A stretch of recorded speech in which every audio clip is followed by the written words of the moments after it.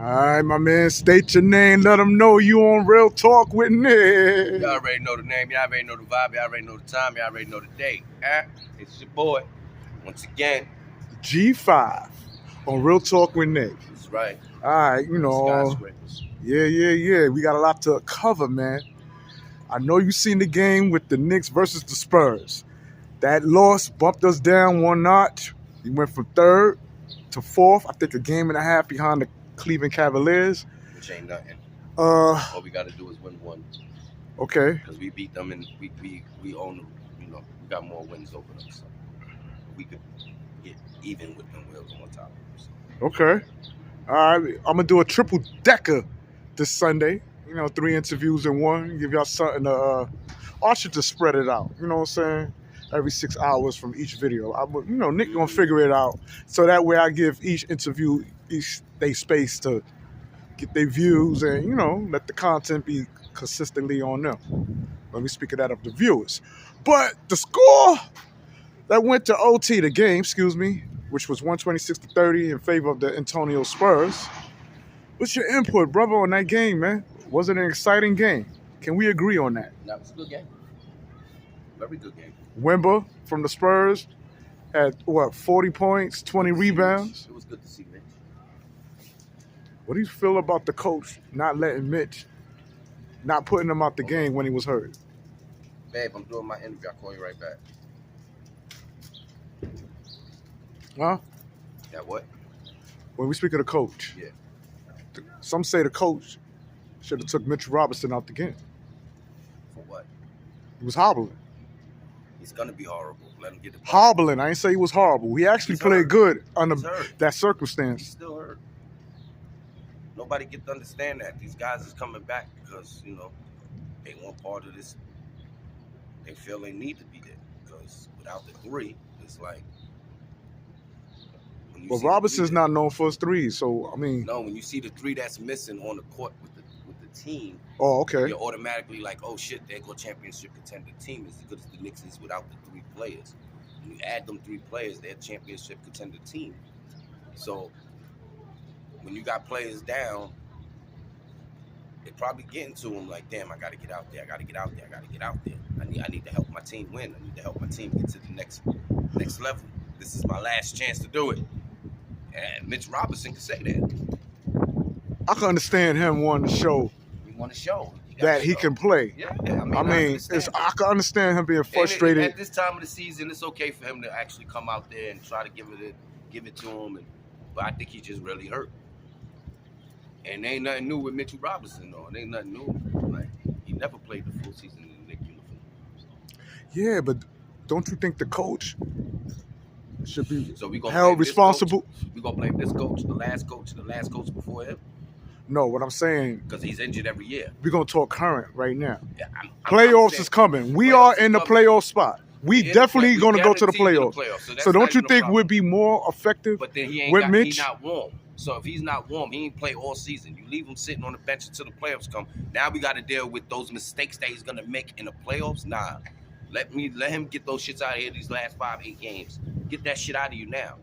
Get it out of you now, because when it comes to playoffs, it's a different mode we got to be in. Come on, focus this way. So you saying Mitch should have never been taken out the game? No, he should have stood the game. Once he started hobbling, though, coach probably said, "You good?" He said, "Yeah, I'm all right. I'm staying out." So you place no blame on Thibs? No. I'm not letting the coach take that. I'm not letting the coach take that. Nah, not today. I'm not letting the coach take that. Okay, I would like to talk about McBride, man. Oh, the boy's playing, man. Playing a good game, man. Came up short a little, taking the last shot against the Spurs, but overall, man, the game before the Spurs, shot like what, 9 threes, man? 9 threes. You gonna get mad at him because he missed 1 shot? I'm not mad at McBride for that. I mean, we can't be mad at him. I'm happy he had the confidence to take the shot. See, before McBride would have never took the last game-winning shot. McBride would have never did that. The confidence he got now, he'll do it. And that shows the growth of him as a player, and his mental done moved up. Because remember, in the middle of the season, I was sitting there saying, like, the boy looked like he just want to pass the ball. He's scared to shoot. like he's gonna get him in trouble. So now you see him just chucking them shits up. So he got the green light to do it. Do it, nigga. Fuck it. You open, shoot it, nigga. I respect it. Do you think he's a good replacement for Emmanuel Quickly?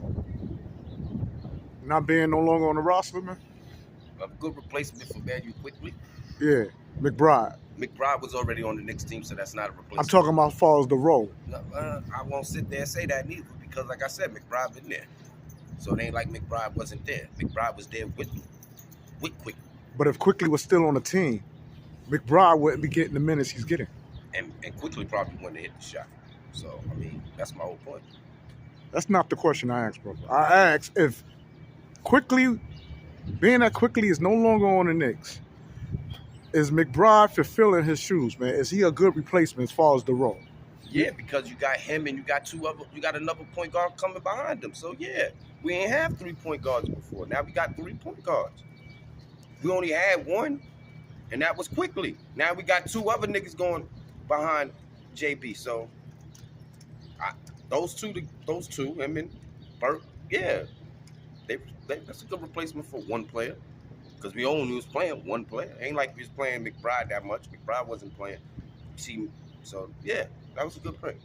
Because now you got more players to play with, and y'all say he's not using his players, but I say he's using them because these guys still getting minutes, and they never was getting like we know the Knicks rotating 6-7 players at one point. Now we seeing 9 players get rotated 10, so you can't get mad. I would like to talk about Precious, man. What about his role in the Knicks, man? His role's okay. Good backup. Good backup. He has to start right now. Just imagine if this stupid motherfucker get back in the game. What stupid motherfucker you talking about? You know what I'm talking about. No, I don't. Who's the stupid motherfucker? Your man's your number one hater. So that's what we're gonna say, your number one hater. Oh, you talking about Julius Randle? Yeah. Oh, you hating on him now too? You on that? Why are you describing the man as a stupid motherfucker? I don't even talk to him like that. Because he's stupid. Because certain shit he did that was just dumb. Talk to me about that. Sitting down, and I feel he could play. I really feel he could play. I feel he could go on that court right now. But the Knicks don't want him the ball right now, so we can't even argue with that. Like we said there's something else going on behind the scenes that we just don't know about between him and Obi. So if he want to play, why are you putting the blame on Julius Randle? No, I said if Julius Randle can get out there on that court, right, and perform, right? Sure, coming behind Julius Randle as a backup is a hell of a good backup for Julius Randle, bro. Right. Julius Randle ain't gotta go. Ain't gotta go. Go ahead. Julius Randle ain't gotta go 42 minutes now. We could cut his minutes to 30, 27, 28. Just right now, just for him to come back, give him 27, 28, and let Akua get the other half. It's doable now. We found the replacement, but he's not the replacement for him. He's not gonna produce what he produced. So it's like, but he's a good backup for him. Perfect fit backup for him to roll with the scheme that the Knicks is running with. That's the perfect backup for the scheme. So I understand it. Right now, he has to score. Right now, he has to start. Is he doing good starting? For a player that rolled the bench for Toronto, yeah, I give him that. What are you talking about, bro? Precious. Precious, yeah. Okay. Yeah, I'm talking about Precious. Okay. I ain't talking about, I'm not talking about. Okay, so you talking about Precious, yeah. We ain't talking. I just mentioned him just to mention him, like, okay, if he get back, then him coming behind him is a perfect match. Because then we know that little 5-7 points every quarter that he can give producers would work. Is he a good fit? Right? Yes, he's a perfect fit because he fits in the triangle. That defense that we running, whatever defense they got going, and the little offensive prowl they got going on, the way they just pass the ball, the way that ball be flowing with the Knicks, I like the way the ball flow goes. Like, it's beautiful. That's one thing I can say. Our ball flow, the way we pass that ball gets around and move around. The guys ain't lazy. You don't see niggas just sitting in corners. You see people actually cutting and moving and pulling picks and popping, and you see all that going on. And it makes it harder for the defenses to actually stop all that at one time. Because this day NBA is not like the old school NBA. And it's like the Knicks is playing that old school NBA kind of basketball, that deep brawl, like You want to get rough, we get rough. If you want to shoot, we gonna shoot. Whatever way y'all want it, we gonna give it to you type game. That's how the Knicks is bowling. Because the way we played the Spurs, and I mean the Spurs only got 18 wins this season, and we got one. They got one of us over. So, What do you say to inquiring minds who wonder why Tom Thibodeau don't restrict minutes when he know he has players on the floor who's not 100% healthy? why not? Because Tom Thibodeau never was the type to do restricted minutes. He do that on players like good question. Because I can't really. Why do he do that? I mean, because he got a bunch of players now that's rough, rugged, and that can actually take some hitting and keep on ticking. So, and it always worked for Tibbs. When he went #1 with the Bulls, and they was the best team, and they went all the way to these conference finals. That's how they ball. So I can understand his, and a lot of teams don't do that anymore. A lot of players ain't worthy to do that, and that's the difference. Players ain't worthy to do it. A lot of these players is kind of soft. This NBA nowadays is a different NBA, and he got players that's willing to and putting their body, sacrificing the time and the effort. They in them gyms. You can see them kids in them gyms, and he's giving them their chance for all that hard work that they put. So that must mean that he told them, when you want to play on my team and get minutes on my team, you gotta have to show me through practice, through your defense. And every last one of them players is showing through their defense that they deserve to be on the court. So if you got a player that's deserved to be on the court, Tibbs ain't hating, he's just gonna let him play. but is it a smart thing to do, man? We just got OG back. OG and Anunoby back just for him to get hurt again, man. Nah, it works because you got enough players to do it. He's hurt. But I mean, when you got enough players that actually do it, to actually be like, fuck load management, fuck this, nigga, y'all niggas get out there, you get injured, I got you a backup. And your backup is going to hold your position just right. And we see that with everybody there. Every player from the starting five got a backup player that actually can hold their own in their own position. To actually is a good yin and yang together. So, yeah, why not? If you think about it, Nick, if you had a team that you know a bunch of players, your starting five is good, but then the players that come behind your starting five could be just as good as your starting five. Won't you not care about the starting five? You'll just play everybody at one time and just say whatever happens, happens? Because at the end of the day, that's what fucks up a lot of teams when they star players go down, and the next thing you know, they fucked up for a whole season, or for if that player's down for 30 games, they only winning 5 out of that 30 games. This is my intake when we speak of Tom Thibodeau's coaching. He's looking at right now instead of the long haul. You already got a spot in the postseason. Why are you risking players? I can tell you when we already in the playoffs, man. We could go deep. I feel if OG Anunoby was on the court against the Spurs, we would have won that game, man. We would have won. Mm-mm. You don't think it would have been a difference with OG? It would have been a big difference. Huh? It wouldn't have been a big difference. Why not? I mean, I'm going to be truthful. The last time we played Wamby, he was in New York. We did him dirty, right? Shut him down. Only had like 14, 16 points. So he had something to prove like that night. So yeah, as Knicks fans, we need to understand that boy had something to prove. We was in their home. And he had something to prove. And he's proving it to the NBA. Every other team that it seems like he gets abused on, he comes back 10 times harder. That kid made that fucking game beautiful. That was one of the best NBA games we've seen in a minute. And it's coming from one of the worst teams in the NBA.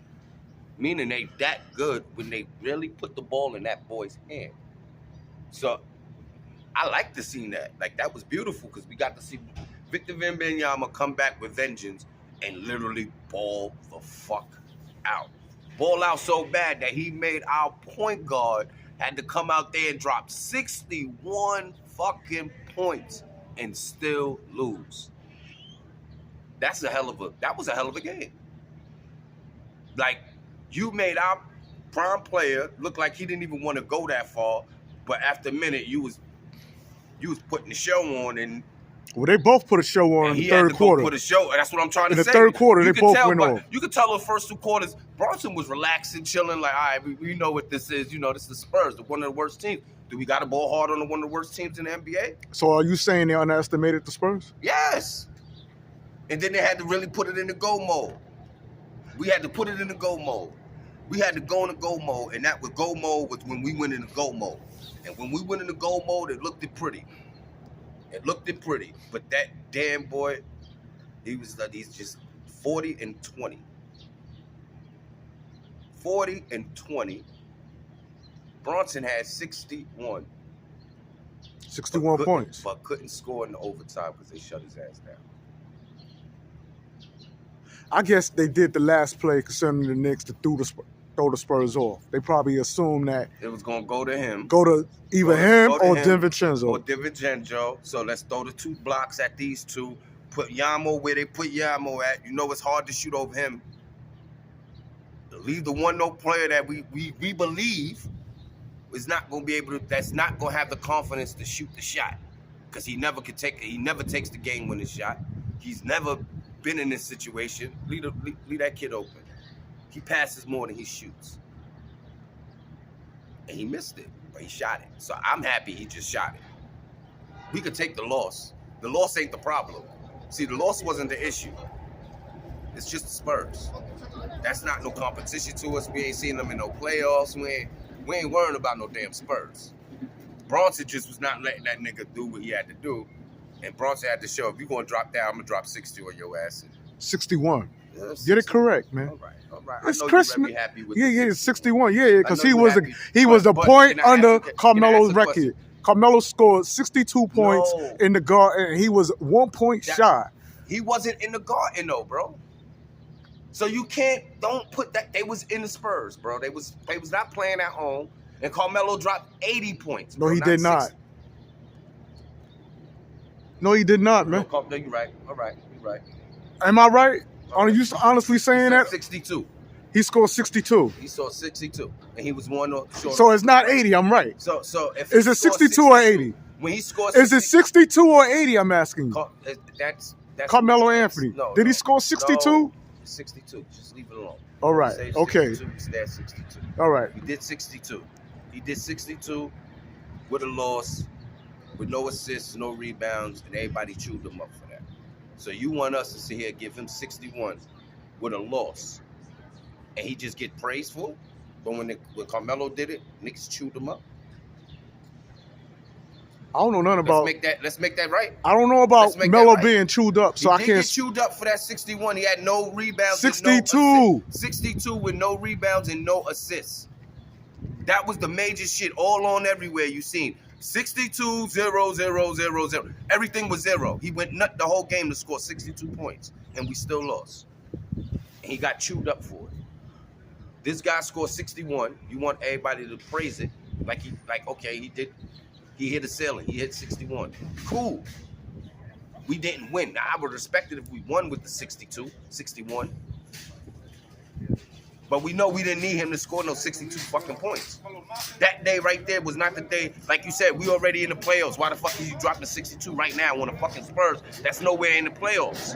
He dropped 61 on the Spurs. But why drop 61 on the Spurs? And this is a team that's not in the playoffs. That's not even a thought of our imagination or anything. You dropped 61 on them.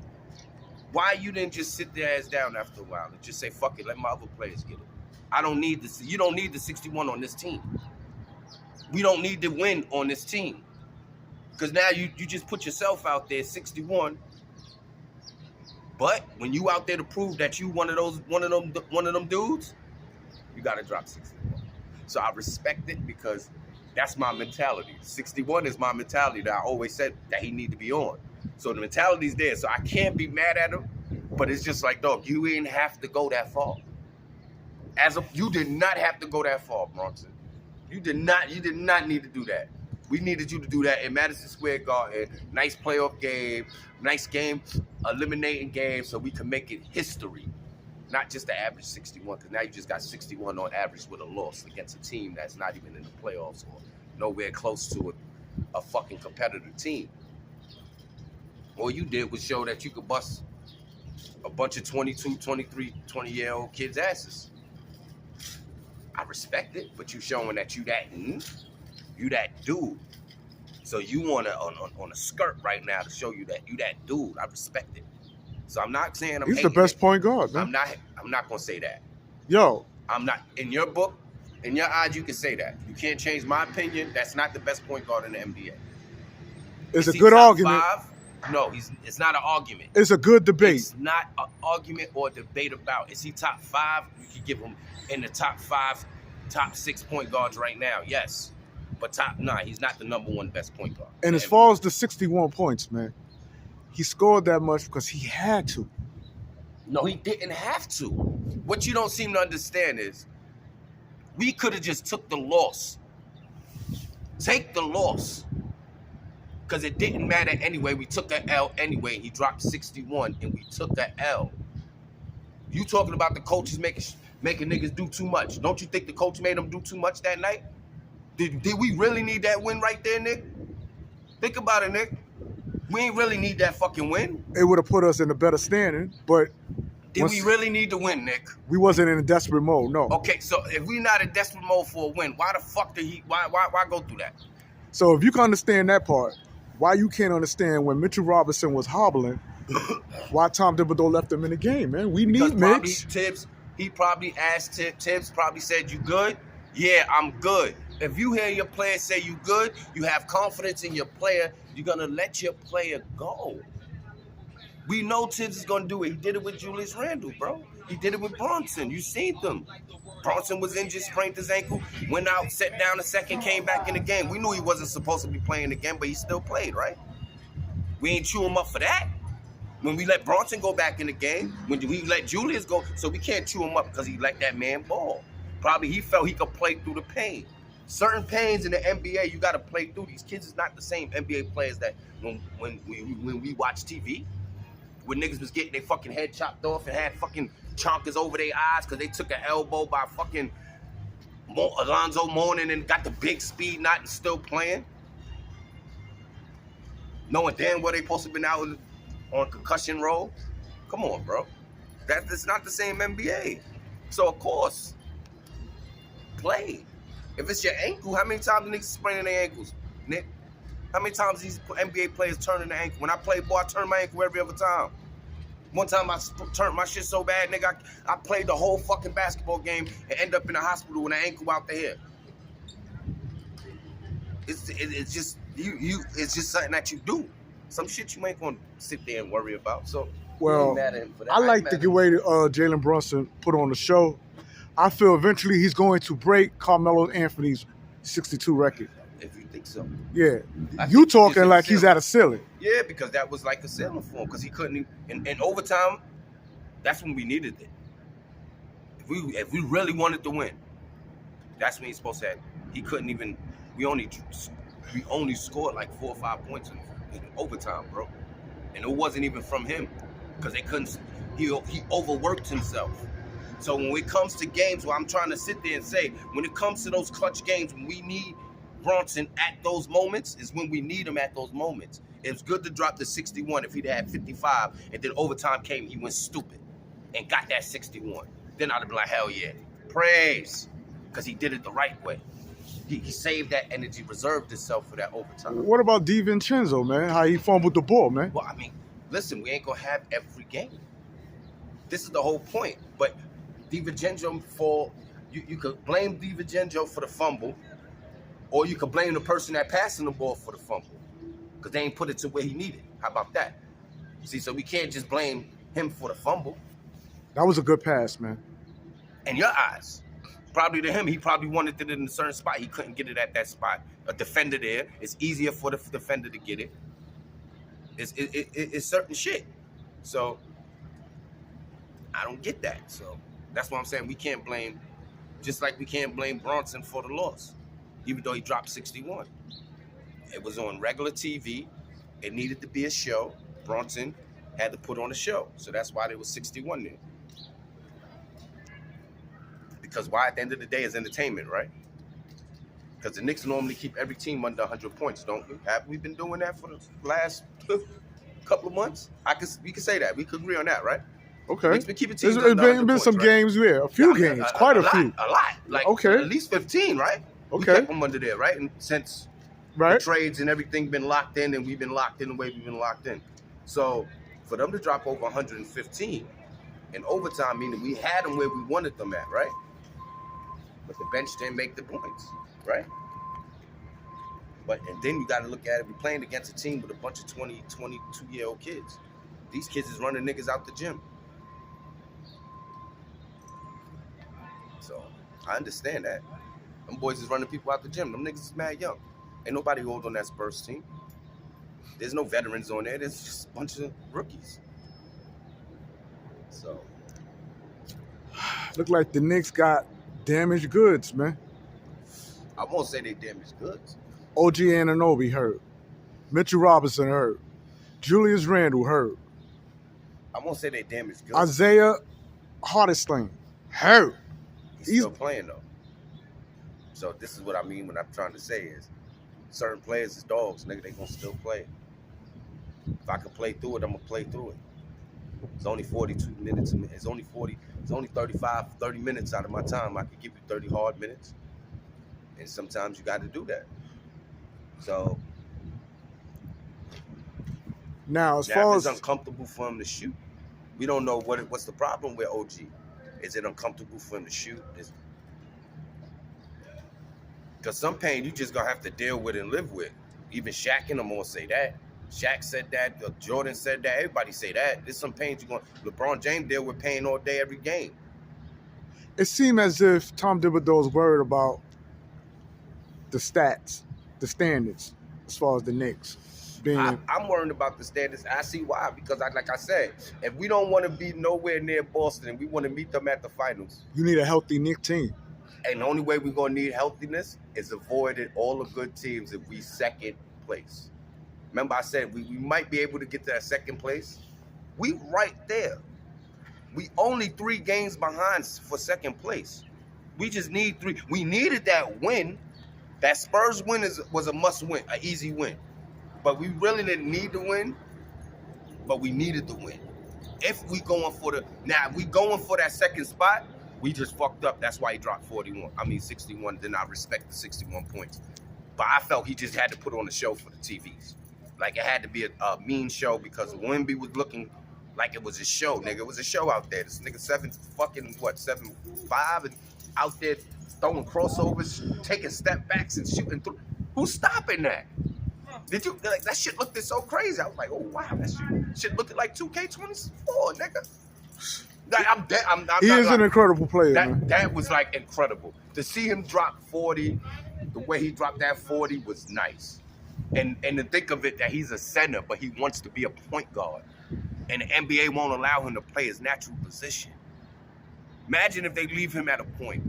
Because it looked like he could play the point. He's doing point guard moves. Nigga, he got the hezzy whoop, pop, the step back, and a 3. That shit was like, wait, time out. Did he just do that? I was like, nah, I had to rewind that shit. Like, yo, oh, shit. But let me say this to you, man. That's crazy.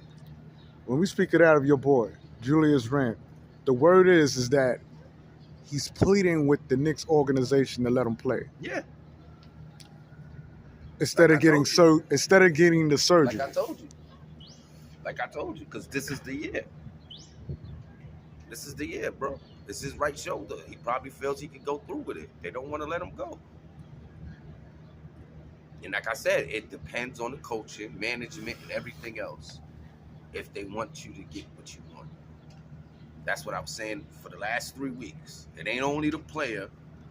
It's management, staffing, doctors, and all other shit. Could it be the reason why they don't want him to come back? Because of the success of pressures? No. I think and because the way the offense on the Knicks accelerated. No, I don't think it's the offense gotten better with the absence of Julius Randle. Because other players had to step up. Him and OG gone, Mitch gone, so other players had to step up. So 4 players got to step up for that one player's 25 points. Which makes the offense unpredictable. When your man Julius Randle's on the floor, you know he's going to drop his 25. It isolates. Same with Brunson. It's the same way. It's the same way with both of them. It's just that Brunson's so hard to D that it's just different. his footwork is just spectacular. Like his footwork is one of the best footworks in the NBA. When it comes to footwork, that boy footwork is crazy. That's why these guards can't keep Do up nothing with him. They can't do nothing. They don't know what. I don't care who you name. Nah. Who? Nah, you're not. Who? Not, Got me sounding like an owl out here. Not, Who? Can fuck with Jalen Brunson, man. Who? A lot of balls. Who? Name some. Damian Lillard, he bust his ass. Come on, talk to me. Talk to Nick. Who? Huh? Okay. Okay, that boy's bad, man. You say he bad. He's bad. And for you to say because he scored 61 points and lost to the Spurs, that's his ceiling? I said, yeah, that's his ceiling. Come on, man. To say that's his ceiling, that means he's never going to get above 61 points as a Knick. All right. We'll see. That's what you're saying. That's what I'm saying. Because he shouldn't have to do that much. 61 and lose. It's not doing what he shouldn't have to do. It's doing what he have to do. It's a difference. Kobe he have to in a retirement. Yeah, that's who you was. That's who you was confused with. You was confused with Kobe's 80 with Carmelo's. Carmelo scored 62 right. Without passing, without a rebound. Just give me the ball and let me shoot. Right. So I'm looking at it like that. It's either your ceiling, because no other team's gonna allow you to try to get 62 points, bro. These teams is not trying to even let this kid get 62. That was a show to put on for the NBA. That was an NBA show on motherfucking ESPN, prime time night. Best last game of the night. Make it look good. It was a fucking 5-7 games that day. That was a hell of a fucking game. The last game that made it look crazy. That game was just edge of your seat. Oh shit! Wow, type shit. And it was mostly Wembanyama to put a show on for the NBA. So that's why I say it's the entertainment part. Because I swear he didn't have to do that much. He didn't have to do that much. I respect the 61. I like he could drop 61. I know he's capable of dropping 61. See, that's the difference. I already knew he was capable of dropping 61. When I seen the way he was moving his footwork in the beginning of the season, when I was getting mad at him, when you was sitting there saying I was hating on him, because I was sitting there saying why he keep dropping 22, 24 points.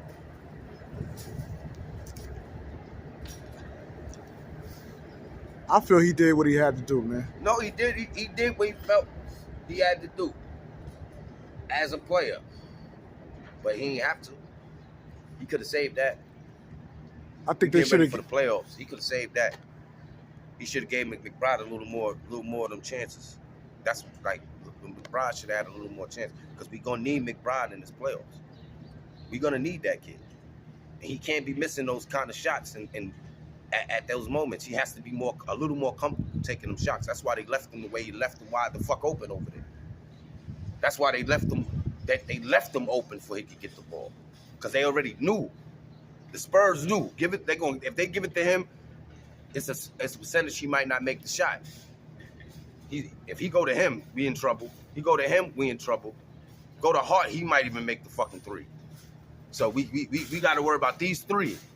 And if these 3 moving the way they move and they little own little bubble circle they got going on, and they little 3 Villanova men game that they play, because they play a whole different way when they together on the court.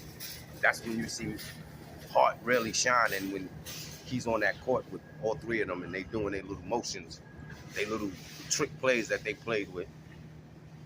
So McBride's McBride needs to be the one to get the more minutes and be on that court a little more right now. If we ain't worrying about if you think we good in our position. We not, nigga. That's the problem. We really not. These teams is coming. These ball players, they not playing, the niggas see it. They all coming. A lot of them's trying to avoid Boston right now. Nobody's worrying about motherfucking the Bucks. We ain't worrying about the Bucks. Bucks is worrying about the Knicks. Cavs is worrying about the Knicks. You don't think Boston's worrying about the Knicks? No. You crazy. No. I see Boston. Not right now. Boston, not right now. Boston not right Celtics fans coming to me saying, yo, y'all looking good, man. Meaning we looking good. We do look good, but don't mean that they really worried about us. They worried. They worried. They not worried about us. The Boston Celtics already see the finals in their hands, so it's like, because it's just, they got the second best record. So it's like, come on, we ain't even thinking about it. Do you think it's smart for Julius Randle to come back as a Knick? Like that jacket, bro. Oh, thanks. Yeah. Do you think it's smart? Yeah, it's smart. He's gonna come back. Have to wait till the playoffs. You said it's smart? This is a Knick channel. Come over here. Yeah, come in. Oh, you okay? We got a Knick channel. Yeah. This is called Real Talk with Nick. Brother just popped up. Real As you Knick can fan. see, real Knick fan, man. And I was born in this building too. Oh, okay. All right. So we where, used to once live. Let me ask you this, brother. You can come in, friend. No, leave him. Get- My question to you, brother, do you think it's wise for Julius Randle to come back, whether he have surgery or not? Well, to be honest, I don't know the full scoop, but to be honest, I would wait until the playoffs start. If he's fully 100%, maybe he should play.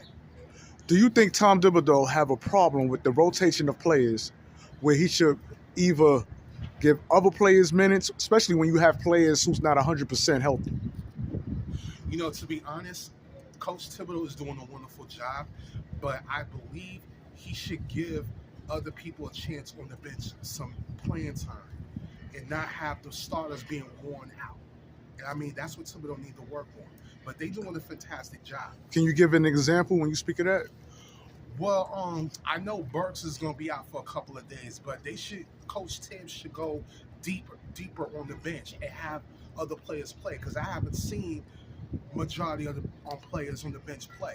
Yeah, and he's having starters play heavy minutes, especially in my view, the Brunson burger. And don't get me wrong, Jalen Brunson's a wonderful player, but I think he should also rest until the playoffs start, so that way when the playoffs come, we'll be fully going, especially if we go against the Boston Celtics. Okay. Did you see the game with the Spurs versus the Knicks? Yes, I did. He killed it. Jalen Brunson, he was on the money. And for that, he's been carrying the load. But then again, like I said, Thibodeau should really train his bench players more often. Okay. What do you say about Mitchell Robinson being out there? Robinson, he's doing well. But I would say, don't per se play too many minutes. Do you think? Sorry for cutting you off. Do you think Tom Thibodeau should have cut him off? Not cut him off. Beg your pardon? Do you think Tom Thibodeau should have set Mitchell Robinson out when he was hobbling? Yes. Yeah. Personally, I'm nothing against Big Rob Robinson and Iheart, but honestly, I would put Mitchell Robinson on the bench only for a short amount of time and have Iheart carry the load. Because, Iheart, he's tremendous, especially with his rebounds. Okay. But nothing against Big Rob. Especially his rebounds, too. Offensive rebounds. Excellent. Okay. All right, my man, I want to thank you for your input. You can find yourself on YouTube, Real Talk with Nick. Maybe you want to go there right now. So Okay. you could, Real Talk with Nick, man. And just so you know, I'm just went by my grandmother's building. I was born in this building. Okay, all right. So Currently a Bronx native, but here, El Barrio, Spanish Harlem, Boogie Down, Bronx native. that's right, Boogie Down Bronx here, man. Soundview section, baby.